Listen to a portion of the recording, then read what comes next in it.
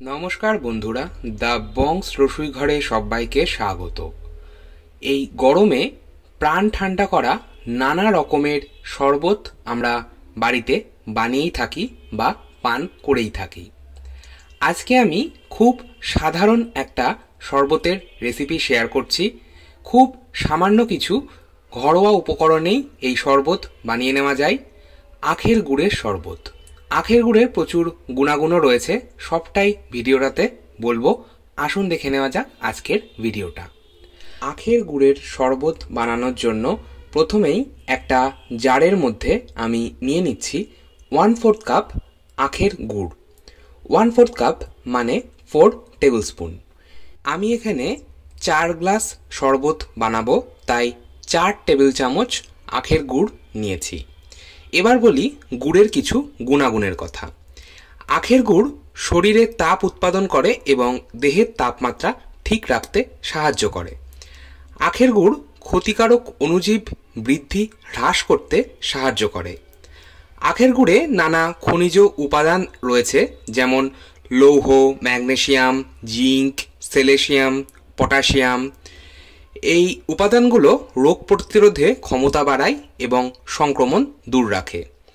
গরমকালে আমরা যদি 1 গ্লাস আখের গুড়ের শরবত খাই অথবা যদি 1 গ্লাস আখের রস খাই, তাহলে শরীর এবং মন দুটোই ভীষণ ঠান্ডা হয় আর কাজেও ভীষণ এনার্জি পাওয়া যায়। আমি এখানে জল নিয়ে নিচ্ছি। এখানে নর্মাল পানীয় জল ব্যবহার করছি, ফ্রিজের ঠান্ডা জল কিন্তু দিচ্ছি না এই সময়। 4 গ্লাস জল নিয়ে নেব। আর যেটা বলছিলাম, আখের গুড়ের কিন্তু আরও গুণাগুণ রয়েছে। আমাদের রক্তে হিমোগ্লোবিনের মাত্রা বাড়াতে সাহায্য করে। এছাড়াও গলার সমস্যা যেমন কফ, গলা ব্যথা, ফোলা বা খুসখুস এগুলো দূর করতেও সাহায্য করে। এছাড়া প্রচুর গুণাগুণ রয়েছে, বলে শেষ করা যাবে না। দেখুন, 4 গ্লাস জল নেওয়ার পর আমি এবার এটা একটু মিশিয়ে নিচ্ছি আর এটা এইভাবেই চাপা দিয়ে রেখে দেব অন্তত 25 থেকে 30 মিনিট। এইভাবে কভার করে রাখলে গুড়টা খুব ভালোভাবে জলের সাথে মিশে যায়। আপনারা যদি গুড় ভিজিয়ে রাখতে না চান বা হাতে যদি সময় কম থাকে, সেক্ষেত্রে এই পুরো প্রসেসটা মিক্সিং জারে করে নিতে পারেন, খুব চটজলদি হয়ে যায়। 30 মিনিট পর ফিরে এলাম। গুড় খুব ভালোভাবে ভিজে গেছে আর জলের সাথে মিশে গেছে। চলে যাব এবার নেক্সট স্টেপে। তার আগে একটা কথা বলে রাখি, এই শরবতের রেসিপিটা আমি আমার মায়ের থেকে শিখেছি। ছোটবেলায় দেখতাম বাবা যখন কাজের থেকে ফিরছেন তখন এইভাবে মা শরবত বানিয়ে দিত, ভীষণই ভালো লাগতো। আর তখনই আমার এই শরবতের রেসিপিটা শেখা। আমি এখানে দিয়ে দিলাম ব্ল্যাক সল্ট বা বিট লবণ। এটার পরিমাণ তো আর বলার কিছু নেই, এটা অবশ্যই নিজেদের স্বাদ মতন ব্যবহার করবেন। এখানে আমি একটা পাতিলেবু ছোট ছোট টুকরো করে কেটে রেখেছি। পাতিলেবুর রসটা দিয়ে দেব। এই গুড়ের শরবতে পাতিলেবুর রস দিলে ভীষণই সুন্দর খেতে হয়। আর কোনো কিছু কিন্তু এই শরবতে আমার প্রয়োজন নেই। জাস্ট গুড়টা জলে ভিজিয়ে রাখবো আধ ঘন্টা মতন, তারপর পাতিলেবুর রস আর বিট লবণ দিয়ে ভালো করে মিশিয়ে বরফের টুকরোর সাথে সার্ভ করব। আপনারা চাইলে যদি গুড় ভিজিয়ে না রাখতে চান, সেক্ষেত্রে মিক্সিং জারে কাজটা করতে পারেন।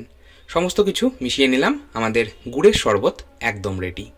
এটা এবার সার্ভ করার পালা। আমি কিছু গ্লাস নিয়ে নিয়েছি। গ্লাসের মধ্যে দিয়ে দেব বরফের টুকরো বা আইস কিউব। আপনারা যে যেমন ঠান্ডা খেতে পছন্দ করেন সেই মতন বরফের টুকরোগুলো দেবেন। এই আখের গুড়ের শরবত যে কোনো উপোসের দিনেও কিন্তু আমরা খেয়েই থাকি।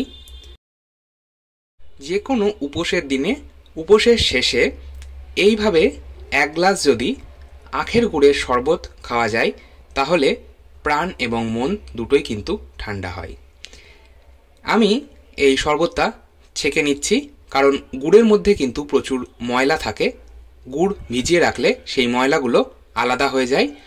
আর লেবু যেহেতু রস করে দিয়েছি, লেবুর বীজগুলো রয়েছে সেগুলো আলাদা হয়ে যাবে এইভাবে যদি ছেঁকে দেওয়া হয়।